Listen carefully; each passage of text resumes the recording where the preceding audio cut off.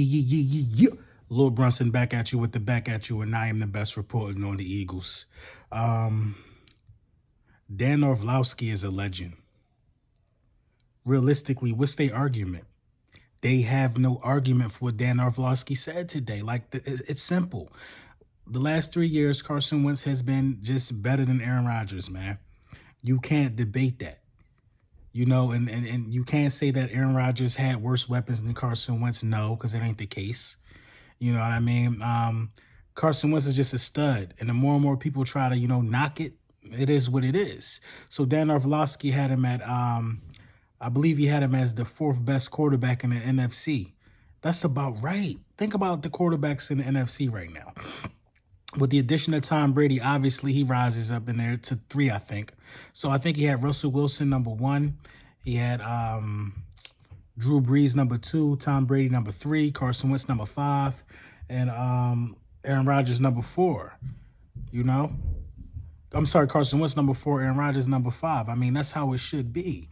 If that ain't the list, then who else deserves to be in that list? You could go through the NFC right now and find you a quarterback.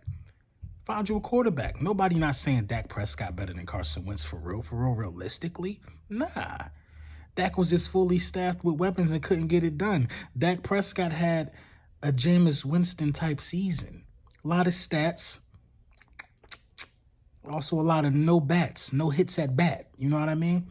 Carson Wentz ultimately put that man out the playoffs with no weapons. So I agree with Dan Orlovsky 100%, man. The only people that don't agree with Dan Orlovsky are the guys. See, you got athletes in sports. It takes long to get off of the sack of certain athletes. We're going to say Aaron Rodgers is dominant until Aaron Rodgers retire. But this is the fact that it matters behind Aaron Rodgers and the Green Bay Packers that nobody want to talk about. Aaron Rodgers basically is a one-ring wonder. A one-ring wonder. Just like Drew Brees. Aaron Rodgers got it done one time over 10 years ago, I think. So has Drew Brees got it done one time over 10 years ago. But we still going to hold them in high regard because they got it done and they were able to put up monstrous numbers in between not getting it done. When was the last time Aaron Rodgers was in a Super Bowl? The last time he won, I think? I don't know. When was the last time Drew Brees was in the Super Bowl? The last time he won? See, this is the thing. Drew Brees got a couple 5,000 passing yard seasons that didn't result into a trophy at the end of it, sprinkled in that illustrious career. Now, I'm not taking anything away from these guys, but it's some new blood in the NFL. Some new blood in the NFL. You know what I mean? Look at the list. First of all, you got to look at the list. Everybody on that list got a ring. Everybody. You know what I mean? Russell, Drew, Tom, Carson, Aaron Rodgers. So he's already an elite company being on the list.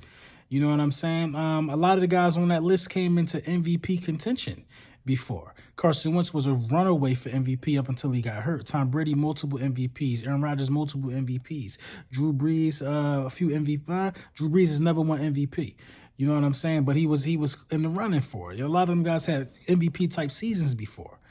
You know what I'm saying? So I agree wholeheartedly with what was said. And I'm on a train of it. Carson Wentz is a top 4 quarterback in the NFC. I mean, easy call. Easy call. Now, when you move over to AFC, let's talk about that real quick. Who are the top quarterbacks in the AFC? Top dogs in the AFC. I'm drawing a couple blanks right now because when you think about the top dogs, it's always, Tom Brady and blah, blah, blah. But Tom Brady is now in the NFC. So you're thinking about the top dogs in the AFC right now, you probably got to go with Patrick Mahomes for sure. Lamar Jackson. I'm not going to say Deshaun Watson is in there right now. My top 5, I got to go with Patrick Mahomes, Lamar Jackson. Who else? This might surprise a few people, but I really do like Ryan Tannehill, man, as a top 5 quarterback in the AFC right now. I think Tannehill has finally hit that peak. You know what I mean? I'm not going to say what order he in, but if I got to pick a 5th quarterback, I like Tannehill. Tannehill showed me something last year. You know what I mean? He definitely showed me something. I guess you could go with Deshaun Watson. I'm not really big on Deshaun Watson like that, man. Honestly, man, I would rather have Tannehill over Deshaun Watson. I know a lot of people are not going to agree with that right there. The 5th, man, I don't know, man, but let me know what y'all think in y'all comments. Who's your top 5 top 5 quarterbacks in the AFC, man. I would love to know what y'all think about that. But let's get to the second half of this video. Let's get to the meat and potatoes, you know what I mean? So as of right now, I think it would be in the Philadelphia Eagles' best interest to keep Alshon Jeffrey. Hear me out. I know it's not going to be a popular take. I know a lot of people saying Alshon Jeffrey got to go. But what's the other alternative at this point? He already on the books. It ain't going to cost you nothing that you ain't already agreed to pay him. Keep him. If you want to get rid of him next year, get rid of him next year. Because we got a young wide receiver core that we about to have. You know, Arcega-Whiteside is about to be into that mix. We about to draft another wide receiver. Some of these guys can learn the soak-up game from Deshaun Jackson and Alshon Jeffrey. Alshon Jeffrey is a really good wide receiver. And it didn't really sound like that Howie Roseman was, you know, really ready to part ways with the guy.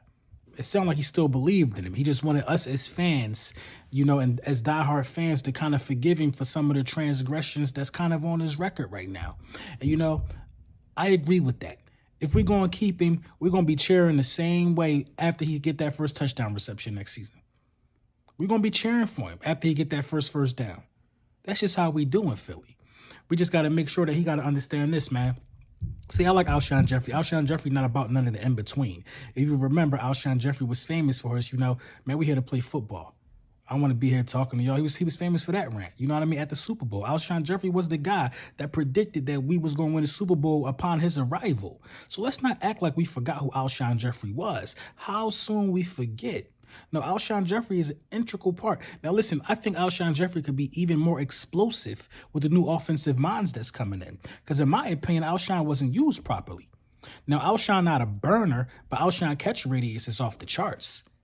Alshon is a throw it up and I'm going to go get it type of guy. Kind of Megatron-ish in a sense, but not with the athleticism and the skill set as Megatron. But his go-up ability and his catch radius, yeah, he was top dog. Remember, Jay Cutler just threw it up. Alshon just went out there and made it happen. So, you know, let's not forget that Alshon Jeffrey was a force for the Chicago Bears for a few years. I mean, a dominant force, a legitimate #1 wide receiver. So let's go out there and, you know, at this point, we didn't get a deal done for him. I don't think nobody wants to take it on.